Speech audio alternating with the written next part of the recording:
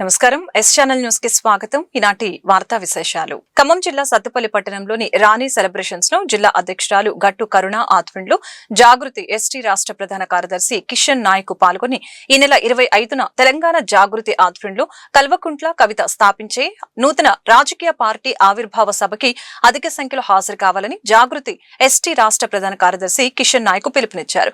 ఈ సందర్భంగా ఆయన మాట్లాడుతూ 2006 నుంచి 2026 వరకు తెలంగాణ అస్తిత్వ పోరాటం జాగృతి కీలక పాత్ర పోషించిందని తెలియజేశారు. తెలంగాణ ఆడపడుచు కల్వకుంట్ల కవిత బతుకమ్మ పండుగను 46 దేశాలలో నిర్వహించి ప్రపంచవ్యాప్తంగా గుర్తింపు తీసుకువచ్చారని తెలియజేశారు. రాష్ట్రంలో కొనసాగుతున్న అరాచక పాలనకు స్వస్తి పలకటం జాగృతి ఆధ్వర్యంలో కవిత స్థాపించే నూతన రాజకీయ పార్టీ ద్వారానే సాధ్యమవుతుందని తెలిపారు.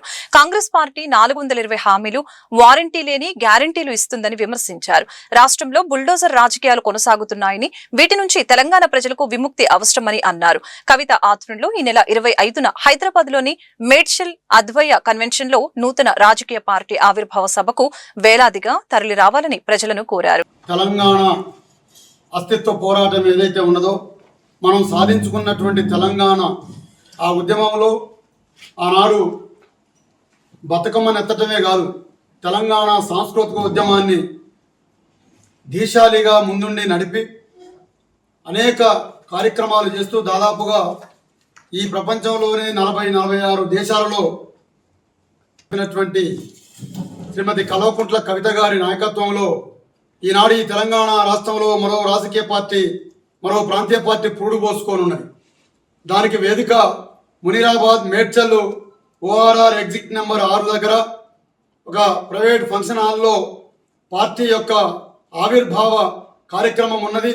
25వ తారీఖు ఏప్రిల్. అందులో భాగంగా ఖమ్మం జిల్లా వ్యాప్తంగా అన్ని నియోజకవర్గాల్లో ఖమ్మం జిల్లా కమిటీ అధ్యక్షురాలు కరుణ గారి నాయకత్వంలో నియోజకవర్గాలు తిరిగి కార్యకర్తలను కలుస్తూ పలకరిస్తూ కవితక్క గురించి మనం కొత్తగా చెప్పేది ఏమీ లేదు. తెలంగాణ ఉద్యమంలో పాల్గొన్నటువంటి కవితక్క ఎమ్మెల్సీగా పనిచేస్తూ ఎంపీగా పనిచేస్తూ తెలంగాణ అస్తిత్వాన్ని కోల్పోతా ఉన్నాం. మనం ఏదైతే నీళ్లు నిధులు నియామకాలు అనేటటువంటి పేరుతోని తెలంగాణ రాష్ట్రాన్ని సాధించుకున్నామో అందులో సామాజిక తెలంగాణ కొరవడిపోయింది అని చెప్పని పదే పదే తను ఇంట్లో పార్టీలో అనేక మార్లు ఈ విషయాలను లేవనెత్తినా ఆ తర్వాత దాన్ని జీర్ణించుకోలేనటువంటి వాళ్ళు కుటుంబం నుండా పార్టీ నుండా సస్పెండ్ చేసిన తర్వాత సస్పెండ్ అవుతుందని ఆమెకు తెలుసు. ఆమె అడుగుతున్నటువంటి ప్రశ్నలు అటువంటివి. తెలంగాణ రాష్ట్రం సామాజిక తెలంగాణ కావాలి, భౌగోళిక తెలంగాణ మాత్రమే ఏర్పడింది. దానికోసం ఎంత కష్టమైనా ఎంత నష్టమైనా ఎంత దూరమైనా ప్రయాణం చేయడానికి కవితక్క గారు గట్టిగా నిర్ణయించుకున్నారు.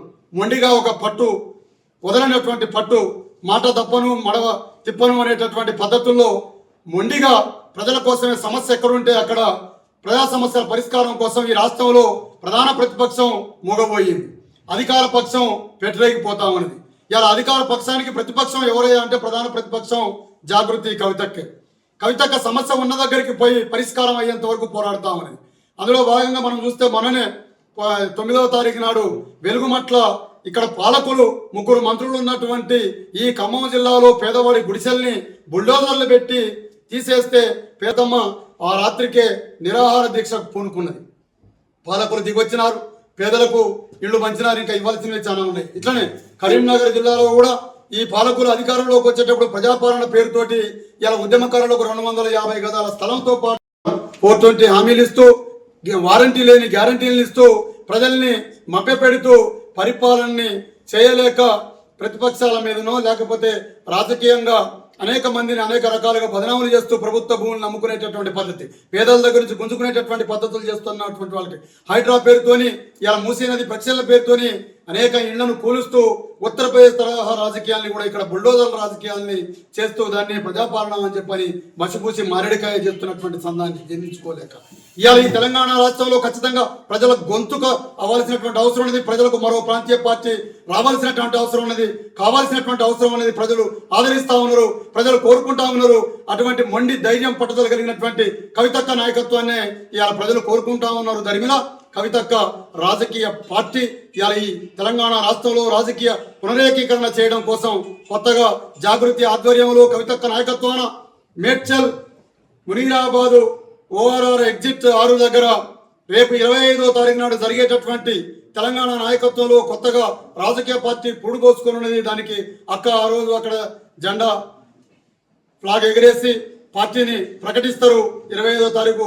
దానికి సంబంధించినటువంటి ఉద్యమకారులు ఆకాంక్షలు నెరవేరుస్తూ ఇవాళ సంపూర్ణ తెలంగాణ వికాసం కోసం ఏర్పాటు చేయబోయేటటువంటి పార్టీలో మనం అందరం భాగస్వాములం కావాలి. పార్టీ వ్యవస్థీకృత సభ్యులమై ఉండాలి. కాబట్టి ఇలా ఖమ్మం జిల్లా వ్యాప్తంగా ప్రజలు వేలాదిగా తరలి రావాలని చెప్పని ఇదే ఆహ్వానంగా భావించి ఇవాళ మన కోసం, మన హక్కుల కోసం, మన హక్కుల సాధన కోసం ఏర్పాటు కాబోయేటటువంటి రాజకీయ పార్టీలో మనమందరం భాగస్వాములు కావాలని చెప్పని ఈనాడు సత్తుపల్లిలో ఈ కార్యక్రమాన్ని. ఖమ్మం జిల్లా కూసుమంచి మండలంలో రెవెన్యూ శాఖ మంత్రి పొంగులేటి శ్రీనివాసరెడ్డి పర్యటించి పలు అభివృద్ధి కార్యక్రమాల్లో పాల్గొన్నారు. ఈ సందర్భంగా ఏర్పాటు చేసిన సభలో ఆయన మాట్లాడారు. ధరణితో రైతులు ఇబ్బందులు పడ్డారని, దాన్ని బంగాళాఖాతంలో వేసి భూభారతి తీసుకువచ్చామని ఆయన తెలిపారు. రాష్ట్ర వ్యాప్తంగా 3,80,000 మంది రైతులకు కొత్త పాస్ పుస్తకాలు ఇచ్చామని ఆయన వెల్లడించారు. ఎవరు ఎన్ని కారు కూతలు కూసినా భవిష్యత్తులో ఇందిరమ్మ ప్రభుత్వంని ప్రజలు దీవించడానికి సిద్ధంగా ఉన్నారని ఆయన అన్నారు. ఎవరు ఎన్ని అవాకులు చవాకులు పేలినా ఈ ప్రభుత్వం పేదవారికి అండగా ఉంటుందని ఆయన తెలిపారు.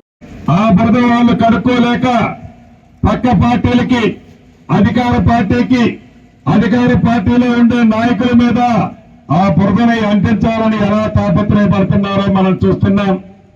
ప్రతిదీ మీకు తెలుసు.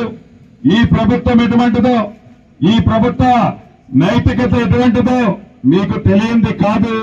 ఎన్ని కారుకోతలు కూసినా, ఎన్ని పొర్లు దండాలు పెట్టినా, ఎన్ని పచ్చి అబద్ధాలాడినా, ఎన్ని నాటకాలు డ్రామాలు చేసినా మళ్ళీ భవిష్యత్తులో ఈ ఇందిరమ్మ ప్రభుత్వమే ప్రజలు దీవించడానికి సిద్ధంగా ఉన్నారని కూడా వారికి వేదిక ద్వారా తెలుపుతున్నాను. చివరిగా మీకు చెప్పదలుచుకున్నది ఒక్కటే, రైతన్నులతో పాటు ఆడబిడ్డలని ఆత్మగౌరవానికి కాపాడే విషయంతో పాటు నిరుద్యోగ యువతకు ఉద్యోగాలు ఇచ్చే దానితో పాటు ప్రతి వర్గాన్ని ఈ ప్రభుత్వము ఆదుకుంటుంది. భవిష్యత్తులో మరింత అండగా ఉంటుంది. ఇక చివరగా ఈ చేగొమ్మ గ్రామానికి సంబంధించిన దాంట్లో ముత్యాలగూడానికి సంబంధించిన ఒక రోడ్డు పెండింగ్ ఉందని స్థానిక నాయకులు అడిగారు. ఇవాళ రేపట్లో అది కూడా టెండర్ అవుతుంది. కొండాపురం రోడ్డు అడుగుతున్నారు. ఇవాళ రేపట్లో అది కూడా టెండర్ అవుతుంది. ఈ రాబోయే వర్షాకాలం నాటికే వీలైనంత తొందరలో ఆ రోడ్డును కూడా పూర్తి చేపిస్తామని ఈ వేదిక ద్వారా ఈ గ్రామ ప్రజలకి మరొక్కసారి తెలుపుతూ, ఇది మీ ప్రభుత్వం, మీరెన్నుకున్న ప్రభుత్వం, మీ దీవులతో ఉన్న ప్రభుత్వం, ఇది పేదోడి ప్రభుత్వం.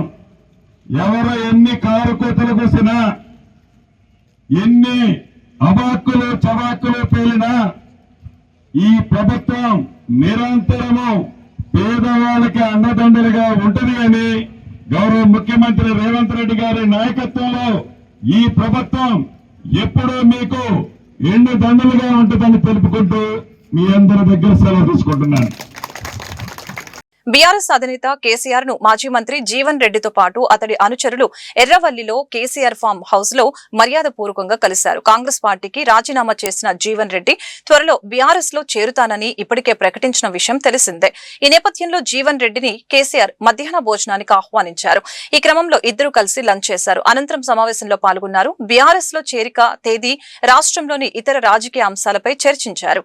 వీరితో పాటు BRS party working president KTR, Koppula Eshwar, L Ramana, Damodar Rao, Gangula Kamalakar, ఉమ్మడి కరీంనగర్ జిల్లా బీఆర్ఎస్ నేతలు పాల్గొన్నారు. కేటీఆర్ జీవన్ రెడ్డికి సాదర స్వాగతం పలికారు. నిర్మల్ జిల్లా గ్యాస్ సిలిండర్ల కోసం బైపాస్ లోని నిర్మల్ జాతీయ రహదారిపై వినియోగదారులు రాస్తారోకోకు దిగారు. ఏజెన్సీల నిర్వాహకులు సిలిండర్లను కృత్రిమ కొరత సృష్టించి ఇబ్బందులకి గురిచేస్తున్నారని ఆరోపించారు. వ్యవసాయ పనులు వదులుకొని మరీ వస్తున్నామని రైతులు ఆవేదన వ్యక్తం చేస్తున్నారు. రాస్తారోకోతో ఇరువైపుల వాహనాలు నిలిచిపోయి ట్రాఫిక్ ఇబ్బందులు పడ్డారు.